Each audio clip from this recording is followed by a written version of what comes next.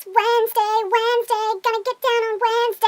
Hi everyone, it's that time of the week again, time for the Top 5 Wednesday tag. And today's Top 5 Wednesday is actually the last Top 5 Wednesday of March, so next month will be all new topics. And this week's topic is Top 5 books that you would recommend to new readers. Obviously, if you were a new reader, I would just give you my whole bookshelf. I would just be like, take all these books and read them and tell me what you think. So narrowing it down to 5 was tricky, and I think I got it, so sit back and enjoy my top 5 picks. Here we go. First up on my picks is going to be The Unbecoming of Dyer by Michelle Hodkin. This book, okay, if you're a new reader, you're probably like, it's because you don't like reading and you're just like, every book I read is the same exact thing. So for your first book, you're not going to want to start dystopian or something. You're going to want to start with something completely original, and that is The Unbecoming of Dyer, because this book, I have never read anything like it, and it's absolutely fabulous. I could spend all day telling you reasons why you should read this book, but really, there's only 2 that you need. Noah Shaw. He is the main character's boyfriend-ish kind of thing, and he is just perfection. So you need to read the book just to meet Noah Shaw. Even if you hate the book, you will love Noah. I guarantee it. And if you haven't heard of the book, basically it's about this girl who survives a building collapse that kills all her friends that were with her. So she wakes up and suffering from massive PTSD. She hallucinates. She's got paranoia. Just pretty much nothing's going right for this chick. So she and her family decided to move to Florida, where she wants to just get away from everything and thinks that it's all going to be better, but surprise, surprise, it actually gets worse, and she just starts going absolutely crazy. And the whole book, we're trying to figure out, along with the main character, Dyer, if she's crazy or if there is something supernatural, sinister going on that can explain all this away. And it's just absolutely, it's crazy because, like I said, you can't trust the main character because we never really know if what she's telling us is the truth, if she's not seeing it correctly. So it's so crazy. The 3rd one comes out later this year. It's the conclusion to the trilogy, and I absolutely can't wait to see what happens, even though I have a feeling it's not going to be a happy ending. But definitely check it out if you haven't yet. My 4th pick is going to be The Fault in Our Stars by John Green. If you're a new reader, pretty much you can go to Barnes & Noble's, whatever bookstore you have, and pick up any John Green book and you're set.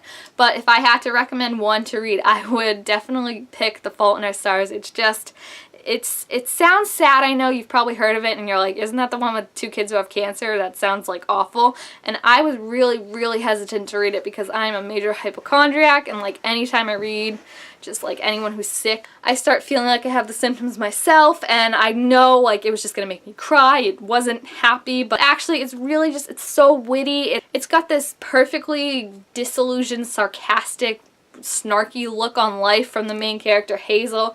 Gus is perfection, and I just absolutely love it. If you're hesitant to read it, like I said, yes, it's sad, but it's just got this like kind of will power through it feel to it that's just so uplifting, and makes you want to like carpe diem and seize the day. Like you want to just run outside and do like everything, run up to the Eiffel Tower, as a British boy, watch some fireworks from the top of Mount Everest. Like you just want to do everything that you possibly can to enjoy your life, because it'll just make you feel that way, and it's absolutely good. Definitely check it out, but definitely have a box of tissues with you when you do it. 3rd on my list has also been made into a movie like The Fault in Our Stars is going to be, and that is The Hunger Games by Suzanne Collins. Have you heard of this book? Possibly. It's kind of popular. But if you're a new reader, definitely this is a good book to read. It's not the book that started the dystopian genre. I'm not going to offend people by saying that, but Hunger Games was the one that really reignited it. It's a trilogy. It's about Katniss. I'm sure you've heard of it, even if you haven't checked it out. This one, I'm gonna be honest, I did not like it the first time I read it. I had to read it 2 times before I really loved it. But the second one, oh my good golly gracious. The second one, my one complaint about this series that has always been my biggest complaint, I don't get why they have to have a love triangle. It's absolutely pointless.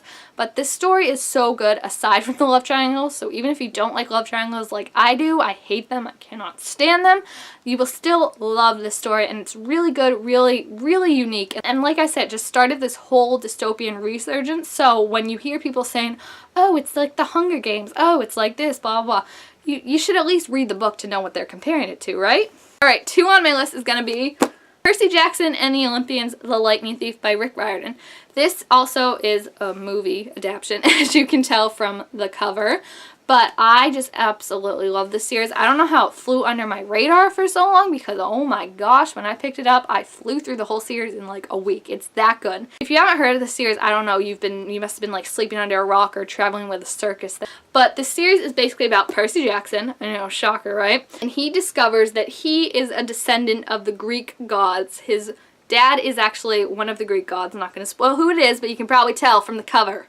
Water people. Let's think this one through. He is a demigod, which means you have a godly parent and a mortal parent, and that makes you a demigod. You have awesome powers. You can understand Greek, which I just think is the coolest thing ever.